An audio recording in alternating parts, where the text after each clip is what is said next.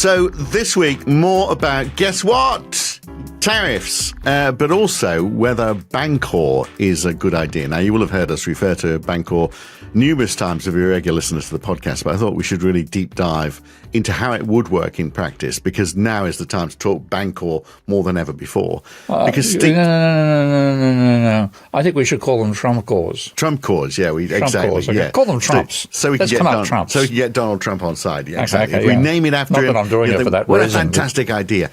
Yeah. The only thing is, then we would live with Trump for the rest of our lives. Exactly what he wants to have happen. Yeah, that's all he wants. I think it's he just worth wants trying. a legacy. Yeah. Okay, well, maybe it's worth a shot. Yeah. But look, I mean, what became very clear that this is all about, well, first of all, that formula that was presented to us, which we talked about last time, which has got nothing to do with the amount of imposts placed on a country through tariffs. It's not reciprocal at all.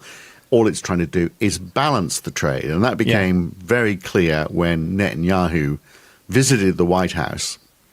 And the outcome of that meeting was Benjamin Netanyahu saying, well, I'll tell you what, we'll get rid of our trade surplus with the United States and you'll be happy and you'll drop the tariffs. And there's Donald Trump saying, well, yes, because that is exactly what he wants to happen. But in their case, what's their figure? Their trade deficit is $7.4 billion. So it's possibly achievable, particularly when they export $22 billion in diamonds, machinery, optical devices.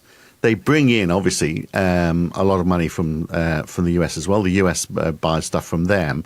So, but the deficit's $7.4 billion. That sounds like that would be, we're in a $1 trillion economy, so billions aren't. Yeah. Particularly when you're getting... You can lose them behind the couch if you're not careful. All they need to do is say, yes, we'll do that, but we need a bit of help from you. Can you increase our defence aid, and we'll just buy more from you. Problem solved. Yeah, that's right. More weapons. America's got plenty of those to sell. And Israel wants lots of them. So Indeed. There we are. Yeah, it's more difficult to do when you've got China. Win-win. Well, we'll lose for the Palestinians, but, who cares about those in America? Not anymore, it seems. But lots of people do, but they're not in power. So $300 billion deficit for China, though, that's not that's so a bit easy. harder to score. That's 1/3 of $1 trillion. That's getting into real numbers territory. You can't fit that behind the couch. No. $235 billion is the deficit for the EU. That is 20% of all the exports out of the EU actually go to the United States. Cambodia, which I talked about last week because they've got the highest house, $11.4 billion. But $11.4 billion, their trade deficit with the United States is a quarter of their GDP. So so you're not got a quarter of their GDP? Yeah. So long, and they are high levels of child poverty. So basically 40% of all Cambodia's exports go to the. Oh no, more than that actually. So almost all of their exports go, but child poverty in Cambodia is 50%. Compared to, for example, 3% in Finland, 16% in Australia, 16% in the United States. Actually, interestingly, when I was looking at these figures, which is disgusting, 31% for the UK. That's huge. That is huge. The UK is about to qualify as a third world country. When I looked at that, I saw that and thought that was the case. But anyway, if you look at the impact of the trade deficit on Cambodia, maybe we should be looking at it in the UK as well, in the same line now. Then the fact that you are stopping their exports, which is creating so much of their income, just means you're going to add to that child poverty figure. You're going to make that country worse off for an unattainable ambition of trying to get balanced trade between the US and Cambodia. That is how ruthless, callous, or just unthinking this US president is. I mean, it's horrific, isn't it? It is horrific, but it's partly because he's got the right end of the stick, in one sense that he is, and this is where I differ with modern monetary theory, and I'm quite happy to say that right now, because I've actually finally done a little model of the relationship between trade deficits and government deficits. But Trump believes that effectively the United States trade deficit is financing the rest of the world at the expense of America. And when you look at the numbers, he's dead right. Not so much the numbers, but the actual monetary flows. So he's got that right. Right. But then, well, talk us through that then. So, because Okay. the obvious question is, how did they get into this situation? Because the deficit, by the way, has mushroomed over the. Well, it's interesting. It's particularly mushroomed over the last couple of months because obviously everyone's trying to get stuff into America before these tariffs were applied. The moment he became president, all of a sudden the deficit that he was trying to correct got worse. But that was a short-term measure because everyone could see what was coming. But up to that point. It was 48 billion in April 2015. That was the US trade deficit. Yep. 10 years later, 120 billion. So it has just been getting progressively worse. So why? Why has America got this big trade deficit? And is it everyone else's fault or is it their fault? Well, it's their fault, but it's actually a fault of a particular American called Harry Dexter White. As you can go back to the foundation of the Bretton Woods Agreement, which was the beginnings of the post-World War II financial system.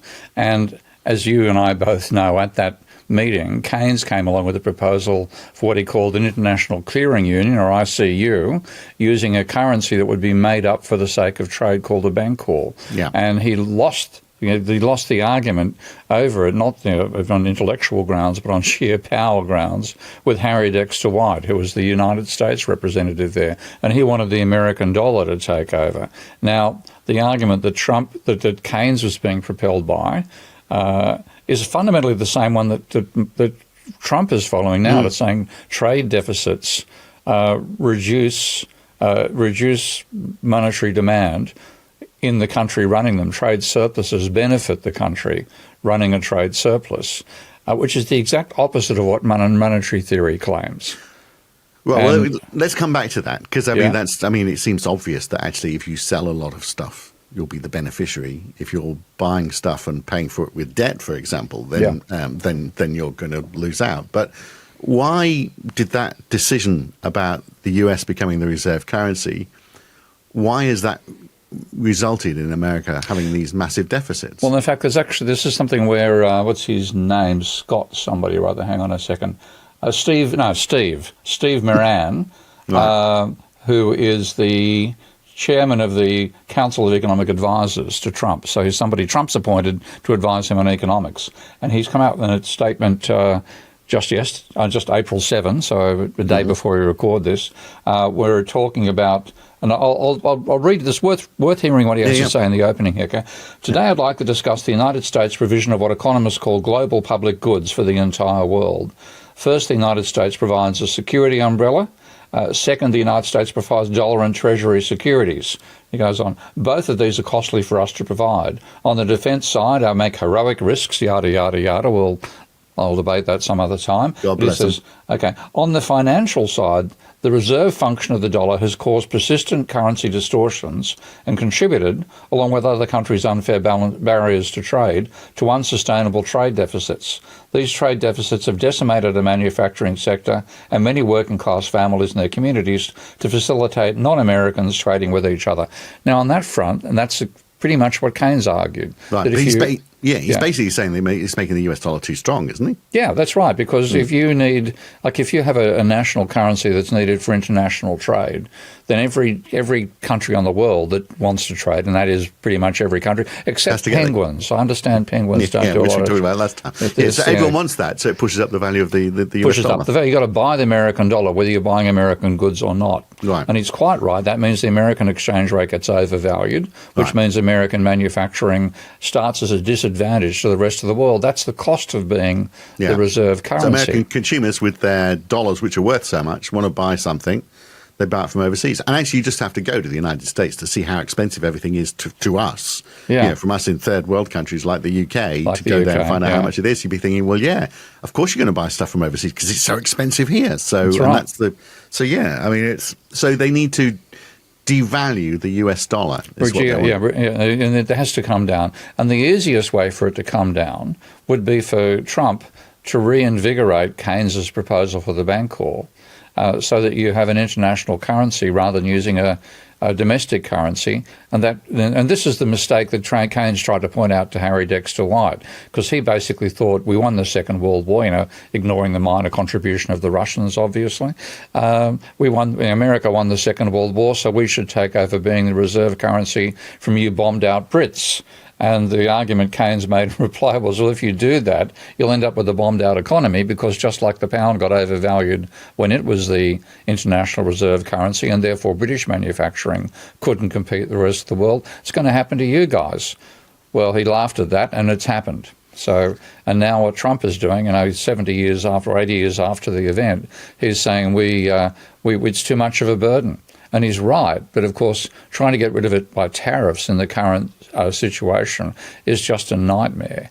Not just for the countries, those penguins suddenly finally got to pay a 99% tariff rate when they try to export their guano through to Cambodia, which is one of the poorest countries in the world, copying the highest trade barriers, just because of this ridiculous formula that somebody made up to justify the tariffs. But does America really suffer as a result of this, though? I mean, yeah. Well, I mean, but they are one of the wealthiest. They're one of the wealthiest nations in the world. They are, but they'd be wealthier still. They've lost their industrialisation edge, and this is what you can see in the data. But they are making a lot out of services. And they're making a lot of services. They're still running. People are getting paid very well, and the unemployment level is very low, and they can afford to have nice overseas holidays because their dollar goes further. They can buy more stuff from overseas. Rust Belt workers. So this is the area that Trump has managed to pull the electorate away from the Democrats, because the Democrats sided with Wall Street, way back. This goes back to Clinton, if not earlier. And the argument, we've got to, we want the funding of Wall Street, and we're going to combine economically sound, meaning conventional economics believes it's sound, type policies with socially progressive policies, which I think they call these days woke. Okay? Now, what that meant was you had a deindustrialization of America. The Rust Belt was a result of lack of investment in the manufacturing side and then shipping those jobs to China. The services sector came out ahead, particularly the financial services sector, because everybody needed American dollars. So American financial institutions made a killing providing that finance. But that's great for that's great for the wealthy in America, as Gary Stevenson keeps emphasising. It's been biased in favour of the wealthy and screwing the poor. Well, the poor are now getting even, and one of the way they got even was voting for Trump.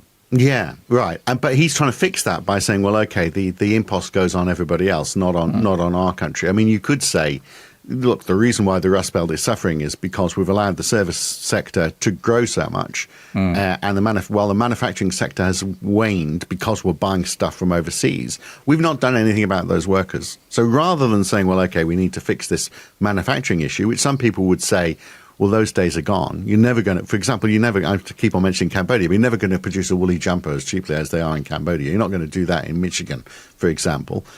So you're still going to have that issue, and those people are still in the Rust Belt are still going to be unemployed. Is he? Whereas the other way of doing it would be saying, well, okay, we need to have a domestic policy to do with tax and incentives and finding a way of balancing the economy. So it's not just a case of the rich get rich, the poor get poorer.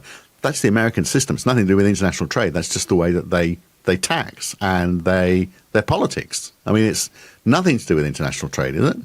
Well, I mean, it is something to do with international trade that's made the problems worse. But one thing would it completely be fixed by Donald Trump's formula? Not by the formula, okay, not by the formula at all. But you'd have a fighting chance of reinvigorating manufacturing and getting the skills that come with that as well, because America's been de-skilled as well as being deindustrialized. That could be done by saying, let's bring in the Bancor again. We'll call them Trumps. That's a simple concession to the modern world. So what would happen is you'd set up an international clearing union. You could call it Trump. I'll stop with just the concept itself. Set up an ICU, and all trade goes through the International Clearing Union, and every currency gets converted into Trumps. So you have American dollars worth one Trump, and say the China's renminbi is worth half a Trump, for example. Yeah. Okay, and then when you do trade, there's no actual money that changes hands in the Bancor. The idea of the Bancor, let's call it a Trump, you could be positive Trumps or negative Trumps. Okay, if you exported more than you imported, and that includes services as well, of course, in the aggregate. If your revenue from trade was greater than your imports from trade, then you run up a surplus of Trumps at the ICU, whereas countries that are running a deficit, and that's America right now, would run up a deficit. They'd be an overdraft, and the balance will always be zero. But Trump, this little formula, the clever little trick that Keynes introduced to limit the scale at which trade deficits and trade surpluses reach, because, of course, this is something where there's a zero-sum game. Okay, the sum of all trade surpluses or trade deficits is zero. Okay, because one country's surplus is the rest of the world's deficit, and vice versa. Yeah. Okay, so what he said was, you're going to charge interest on large deficits and surpluses. That's a question: is where do you impose it from? We'll dig down on that when we come back. But it strikes me that in some ways that's quite similar to what Donald Trump was proposing. Obviously, he was just looking at the United States, and he wasn't looking at having this clearinghouse. But he was in effect saying the same thing, wasn't he? We are going to charge you a tariff if we've got an imbalance of trade with you. Exactly. Yeah, there's just a smarter way to go about it, which he could take from Keynes and rename, rather than calling it Bancor, rename it Trump's. He's halfway there, and of course he is just thinking about the United States. So, if rather than it being applied in the whole world, so there's an interesting question in itself, isn't it? So, if everybody was striving to have an equal balance of trade, so zero deficit with the United States, almost every other, because they are such a dominant player in the world, almost every other country would have to fall in line. You'd almost have a balance of trade everywhere, wouldn't you? Which is obviously what the Bancor was trying to do. Or it'd be like squeezing a balloon. The bump turns up somewhere else on the system. What you need is a system that looks at the whole balloon, and that's a global idea, and that's what the Bancor was about. Right. So when we come back in a sec, we'll dig down on that more. I just want to talk about US debt, because obviously that is very huge as well. So they've got this massive trade deficit, and they've got this massive government deficit as well. So how much of those two are linked to each other? Yep, let's talk about it when we come back. No, I was going to do it now, and then we'll talk about the Bancor when we come back. But we can take a break now if you want. You're running the show, Steve. God. Okay, when we come back, we'll look at that. Sorry about that.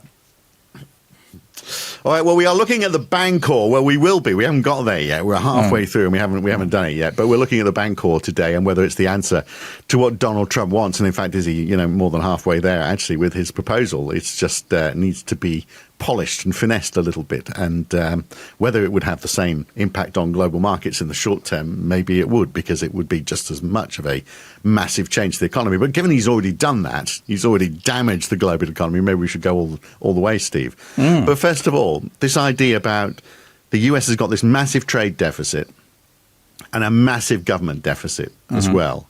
So how are the two interlinked? So, for example, how much of that government deficit is driven by the fact that they are the reserve currency?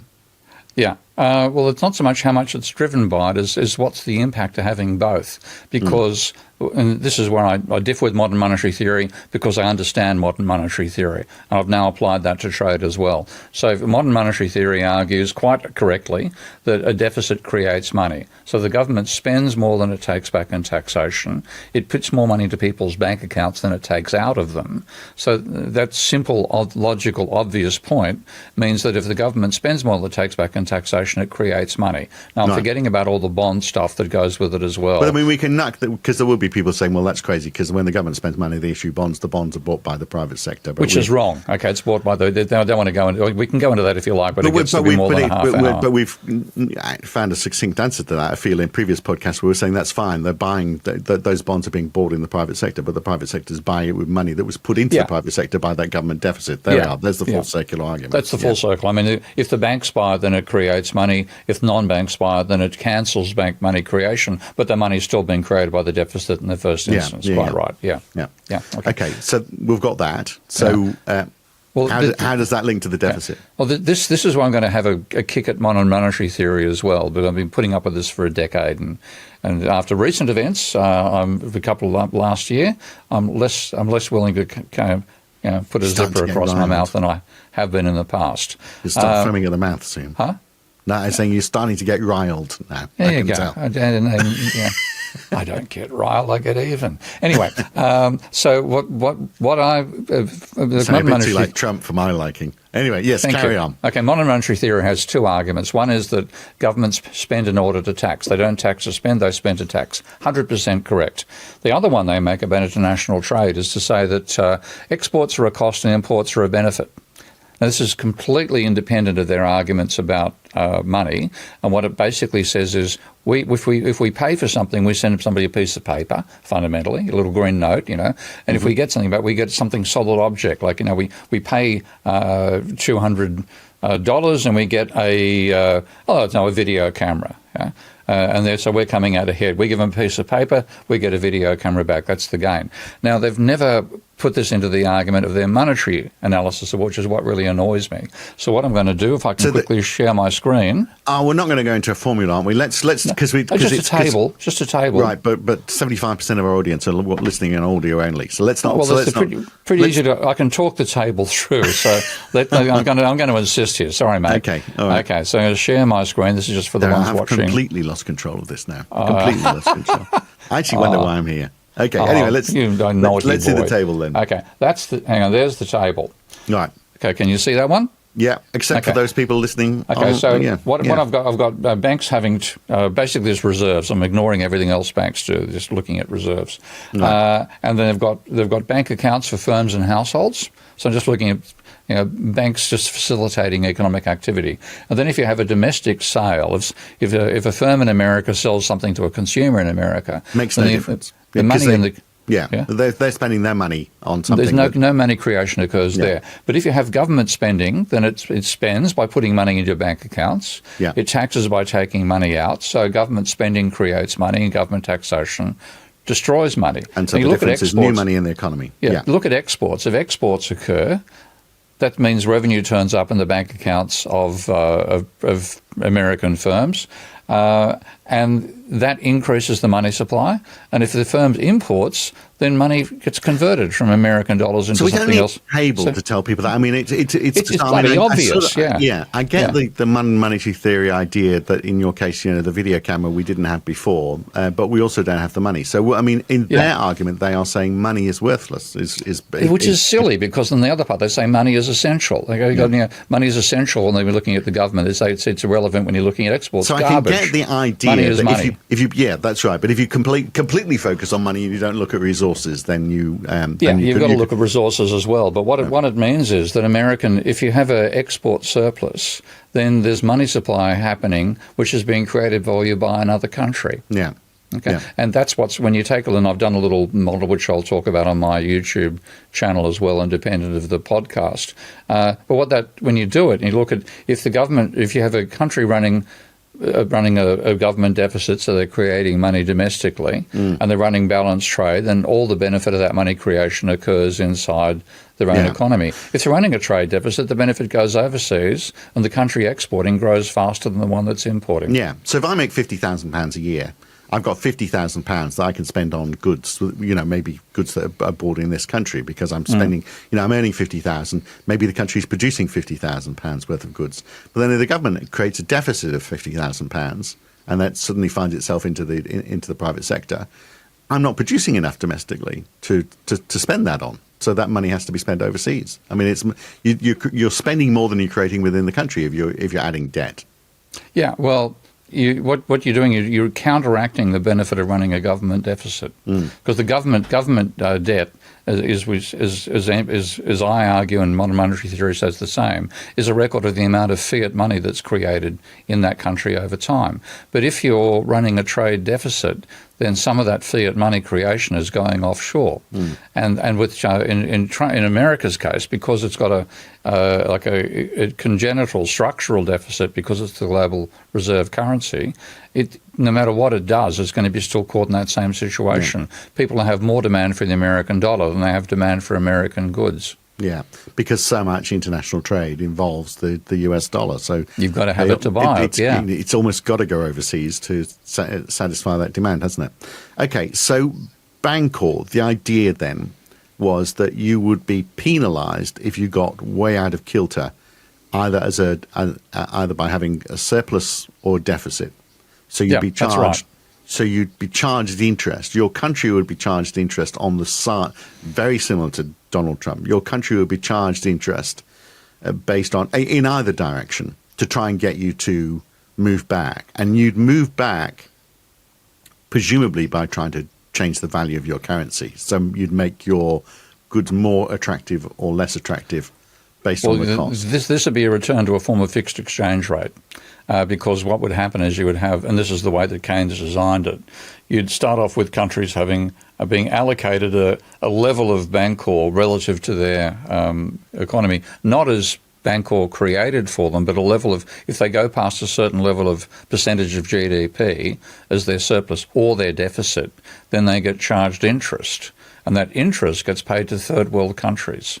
So if you're running a trade deficit or a surplus, you get charged interest on that, and that interest means that money now turns up in a third world country's bank account, not yours.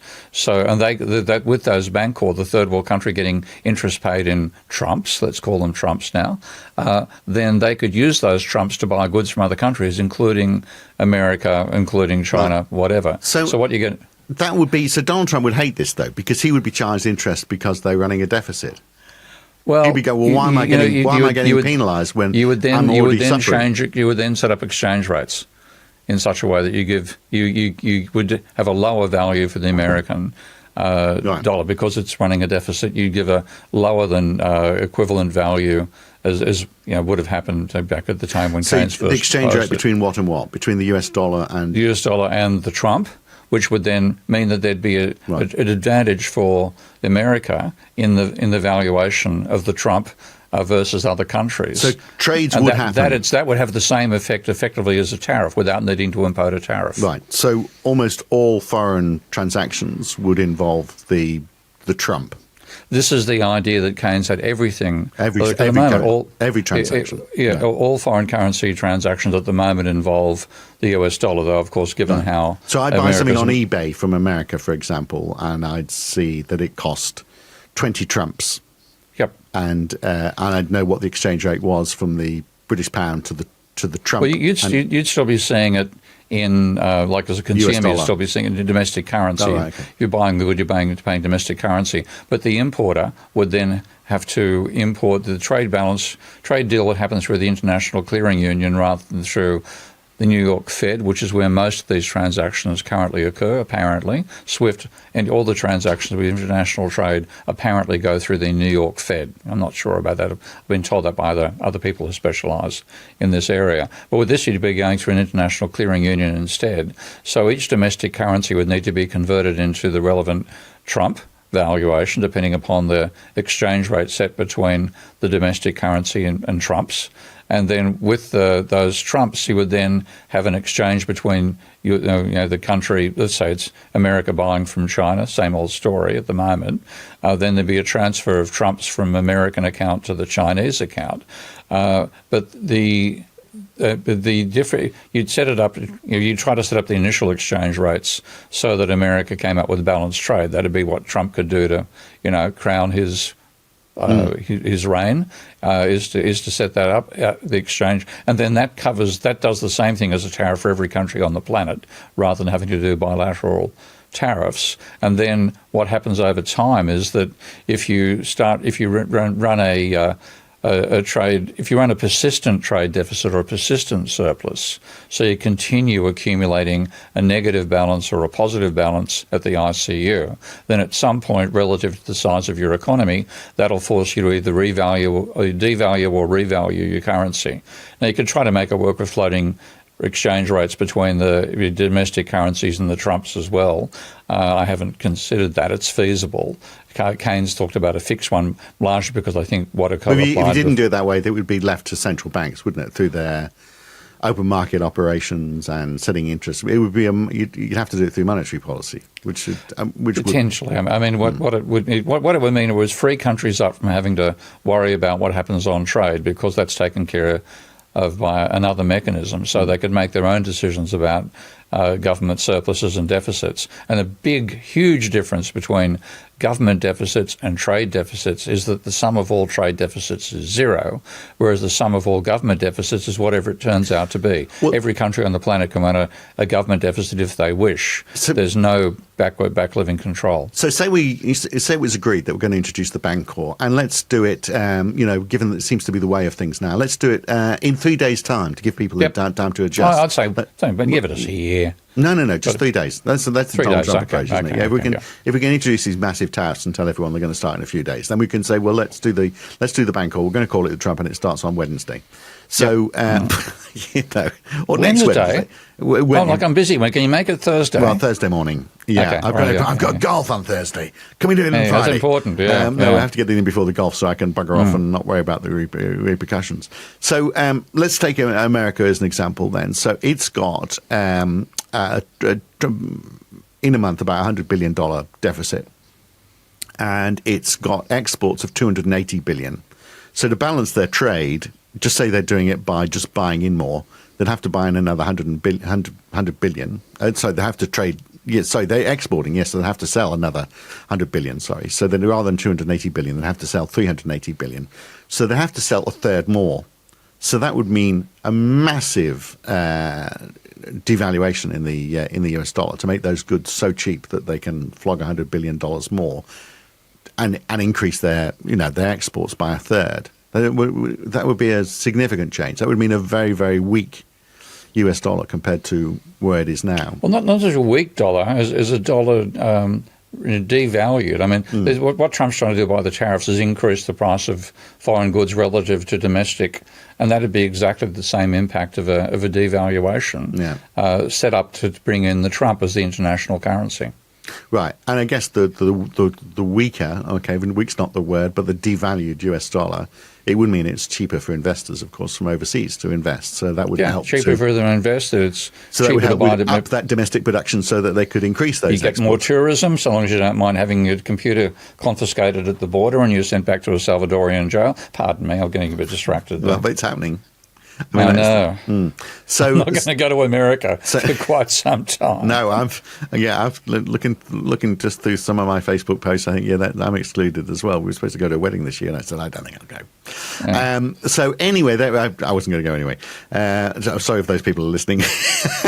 We love you, but oops. So that so the logic works. What does it mean for US debt then? Does the government need to be... debt doesn't matter. This is the point, again, that modern monetary theory has been correctly trying to get through to Trump and certainly Musk, who's got the wrong end of the stick on this one well and truly. The government deficit debt is a record of how much of your domestic currency has been created by fiat rather than by credit. But of course, what the big difference is now at the moment, a lot of that debt's supporting international use of the dollar, which is undermining the American economy in several ways. This would mean that whatever debt was there was a record of how much fiat money had been created for the use by Americans, right. And that would be, it'd be a finer use of that debt than what's going on at the moment. And I think the idea as well, with all this interest that was raised, which it would be quite a lot at the beginning because there's huge trade imbalance as well, trying to sort itself out.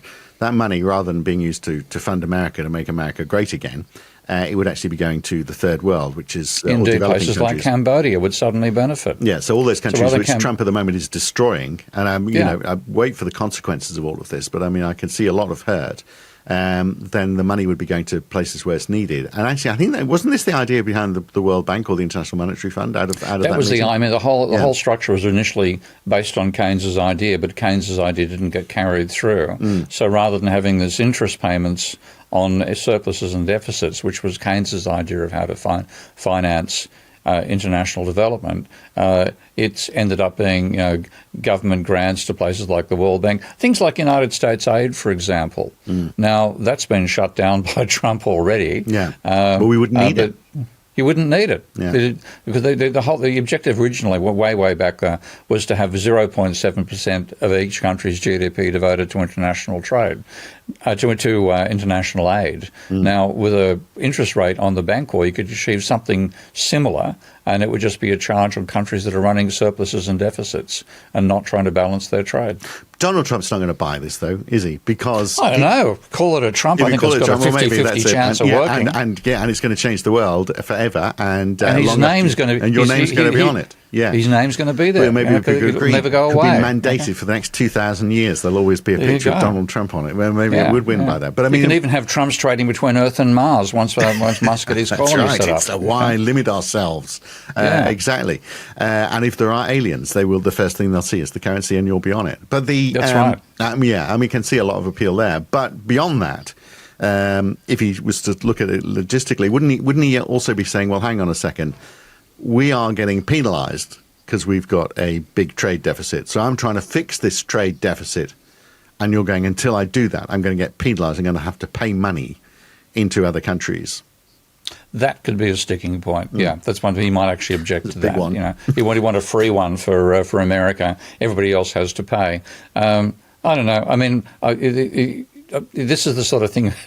I mean, I've been trying to get the Bancor introduced for 30-something years, and this is my first thought about how we might actually finally manage to get it past all the political and ideological nationalist barriers. Yeah, well, because the damage has already been done. But it would have I'm willing to call it a Trump if we get rid of the chaos we've had out of the international financial system for the last 40, 60 years. But while it seems fine on paper, there's the question about whether it would work. And there's also, and we don't know. I mean, who knows until you try these things. So and it's a big risk to try anything this big, isn't it? But also, let's take China as an example. So China's got this massive trade surplus, so 600 billion.